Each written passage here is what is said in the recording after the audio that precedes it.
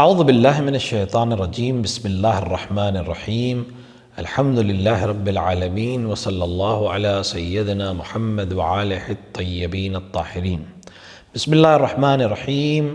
الم تری کیف فعل ربک باصحاب الفیل، یہ قرآن مجید کے سورہ فیل کی پہلی آیت ہے جو قرآن کے 30ویں پارے میں مختصر سورہ ہیں۔ ان کے آخر میں جو سورہ ذکر ان میں سے ایک سورہ فیل ہے۔ البتہ سورہ فیل مکی ہے، یعنی مکے میں نازل ہوا ہے، لیکن عام طور سے چھوٹی صورتوں کو جمع کرنے کے سلسلے میں 30ویں پارے میں جمع کیا گیا ہے۔ یہاں پر خداوند عالم ایک ایسے واقعے کی طرف اشارہ کر رہا ہے جو ظہور اسلام سے اور پیغمبر اکرم صلی اللہ علیہ وآلہ کے اعلان بعثت سے بہت پہلے رونما ہوا، اور بعض روایات کے حساب سے اسی سال رونما ہوا جس سال پیغمبر اکرم صلی اللہ علیہ وآلہ اس دنیا میں تشریف لائے۔ الم تری کیف فعل ربک باصحاب الفیل، کیا تم نے نہیں دیکھا کہ تمہارے رب نے اصحاب فیل یعنی ہاتھی والوں کے ساتھ کیا کیا؟ یہ سوال جو پیغمبر سے اس طرح سے خطاب کیا جاتا ہے، یہ خود پیغمبر کی عظمت پر دلیل ہے، یعنی پیغمبر اکرم کے وجود نوری کی طرف اشارہ ہے کہ پیغمبر نے یہ سارے واقعات دیکھے ہیں، پیغمبر کے تمام واقعات کا علم ہے۔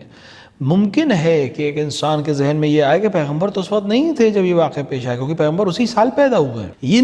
اس طرح کے اشارے بتاتے ہیں کہ نہیں، پیغمبر کا ظاہری وجود پہلی عام الفیل میں آیا ہے 17 ربیع الاول کو، وَإِلَّا پیغمبر پہلے سے موجود ہے، اور نورانی حیثیت سے تو بہت پہلے سے موجود ہے۔ خود پیغمبر اکرم صلی اللہ علیہ وآلہ نے ارشاد فرمایا کہ میں اس وقت بھی نبی تھا جب آدم آب و گل کے درمیان تھے، یعنی جب جناب آدم علیہ نبینا علیہ السلام کی مٹی کو گوندا جا رہا تھا تب بھی پیغمبر نبی تھے۔ تو پیغمبر اکرم کا وجود نوری بہت پہلا ہے، بلکہ سب سے پہلا وجود مخلوقات میں پیغمبر اکرم کا ہے۔ لہٰذا اس طرح کے اشارے انہی چیزوں کو یاد دلانے کے لیے پیغمبر کو معلوم ہے، لیکن یاد دہانی کے لیے، تاکہ یہ قرآن میں بہت سے خطاب ایسے ہیں جہاں پیغمبر سے خطاب کیا گیا لیکن ارادہ پیغمبر کو یاد دلانا نہیں بلکہ لوگوں کو یاد دلانا ہے۔ کیا آپ کو یاد نہیں کہ پیغمبر اکرم سے اشارہ کر کے خداوند عالم کہہ رہا ہے کہ کیا آپ نے نہیں دیکھا کہ آپ کے رب نے اصحاب فیل کے ساتھ کیا کیا؟ اصحاب فیل یعنی ہاتھی والے، فیل ہاتھی کو کہتے ہیں۔ یہ ایک واقعہ ہے جو عرب میں پیش آیا، اور اس کا مختصر قصہ یہ ہے کہ مکہ جہاں خانہ کعبہ ہے وہ ہمیشہ سے ایک اہمیت والی جگہ تھی، اور جناب ابراہیم اور جناب اسماعیل نے جب کعبے کو دوبارہ بنا کیا اور لوگوں کو حج کی دعوت دی تو وہ مذاہب مختلف ہو گئے، ان کے رواج مختلف ہو گئے، وہ بتوں کی پوجا کرنے لگے، لیکن بہرحال کعبے کی اہمیت اپنی جگہ پر باقی رہی، لہٰذا وہ حج کرنے اسی کعبے کے پاس آتے تھے۔ ایک بادشاہ تھا یمن کا، بلکہ گورنر تھا یمن کا، جس کا نام ابرہہ بیان کیا گیا ہے۔ اس نے اس لیے تاکہ اس کے شہر کو زیادہ اہمیت حاصل ہو، لوگ مکے کے بجائے اس کے شہر آئیں، اس نے ایک بہت بڑا معبد، بہت بڑا مندر یا ایک بہت بڑا گرجا بنوایا تاکہ لوگ وہاں آئیں۔ لیکن ظاہر ہے کہ اللہ کی بنائی ہوئی عظمت والی جگہ کا مقابلہ کوئی جگہ نہیں کر سکتی۔ جب حج کا زمانہ آیا اور اسے خبر ہوئی کہ لوگ اس کے شہر کے بجائے اس کے بنائے ہوئے معبد کی جگہ پھر سے کعبے کی طرف گئے، تو اس نے یہ سوچا کہ ہم پہلے کعبے کو مسمار کر دیں تاکہ اپنے آپ لوگ ہماری طرف آنے لگیں گے۔ اس ارادے کے ساتھ اس نے ہاتھیوں کا ایک بہت بڑا لشکر تیار کر کے مکے پہ حملہ کرنے کا ارادہ کیا، اور اس لشکر کے ساتھ وہ مکے پہنچ گیا۔ عرب کے لوگوں نے ہاتھی نہیں دیکھا تھا، لہٰذا ان کے لیے بہت حیرت کی چیز تھی کہ اتنا بڑا جانور، اتنی بڑا حیوان ان کے علاقے میں آیا ہے اور وہ اس طرح سے ارادہ رکھتا ہے۔ کسی میں جرأت نہیں تھی کہ اس لشکر کا مقابلہ کر سکے۔ جناب رسول اکرم صلی اللہ علیہ وآلہ کے جد جناب عبد المطلب اس زمانے کے کعبے کے متولی تھے۔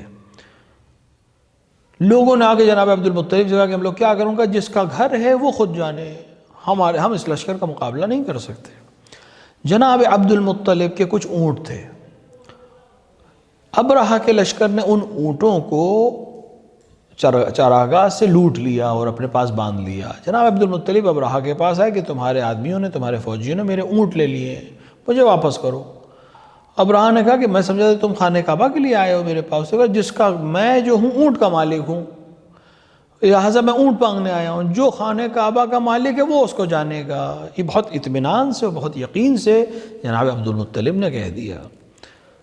اس پورے سورے میں اسی واقعے کی طرف اشارہ ہوا ہے۔ اور اس کے بعد اگلے دن جب ابرہہ کے لشکر نے، ہاتھیوں کے لشکر نے خانہ کعبہ کی طرف حملہ کیا تو انہوں نے آسمان پر بہت چھوٹی چھوٹی چڑیاں دیکھی جن کو ہم ابابیل کہتے ہیں۔ ابابیل بہت ہی چھوٹی سی چڑیا ہوتی ہے۔ قرآن میں اشارہ ہوا ہے کہ اس ابابیل کی چونچ میں اور اس کے پنجوں میں خداوند عالم نے کچھ کنکریاں دیں، اور وہ اپنی چونچ اور پنجوں میں سے جو کنکریاں تھیں وہ اس ہاتھی کے لشکر پر پھینکتی تھیں۔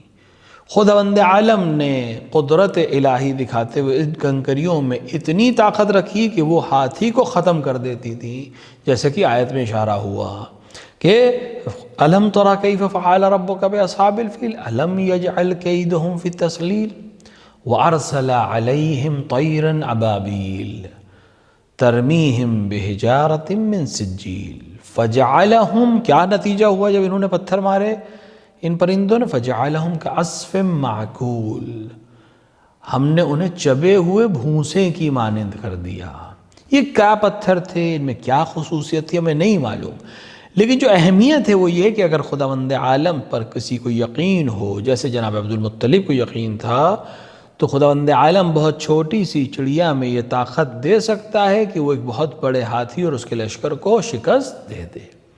نتیجہ یہ ہوا کہ یہ پورا لشکر ختم ہو گیا اور خانہ کعبہ محفوظ رہا۔ چونکہ عرب نے پہلی بار ہاتھی دیکھے تھے، یہ واقعہ ان کے لیے بہت عظیم واقعہ تھا، لہٰذا انہوں نے اپنے سال کو اسی سے گننا شروع کر دیا اور اپنے کیلنڈر کو عام الفیل کہنے لگے، یعنی ہاتھی والا سال، یعنی جس سال ہاتھی نے حملہ کیا تھا، پہلا سال، دوسرا سال، تیسرا سال، اس طرح سے گننے لگے۔ لہٰذا ہم جب روایات میں، تاریخ میں دیکھتے ہیں کہ پیغمبر کی ولادت پہلی عام الفیل میں ہے، امیر المومنین کی ولادت 13 رجب 30 عام الفیل ہے، یعنی ہاتھی والے سال پیغمبر کی ولادت ہوئی، اور اس کے 30 برس بعد امیر المومنین علیہ السلام کی ولادت ہوئی۔ یہ سلسلہ عرب میں باقی رہا یہاں تک کہ پیغمبر نے ہجرت کی، اسلام کا ظہور ہوا، اور پھر کیلنڈر دوبارہ ہجری کے عنوان سے یاد کیا جانے لگا۔ سورہ فیل کے پڑھنے کے بہت زیادہ ثواب ذکر کیا گیا ہے، اور بعض روایات میں اشارہ ہوا کہ سورہ فیل اور سورہ ایلاف قریش جو اس کے فوراً بعد کا سورہ ہے، یہ دونوں مل کر ایک سورہ بنتے ہیں۔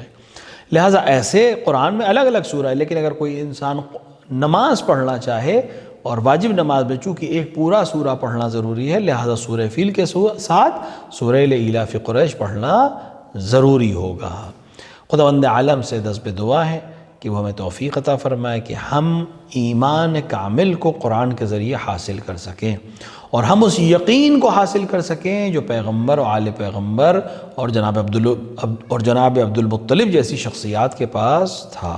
خدا ہمیں قرآن پڑھنے کی توفیق عطا فرمائے، اس کو سمجھنے کی توفیق عطا فرمائے، اور اس پر عمل کرنے کی توفیق عطا فرمائے۔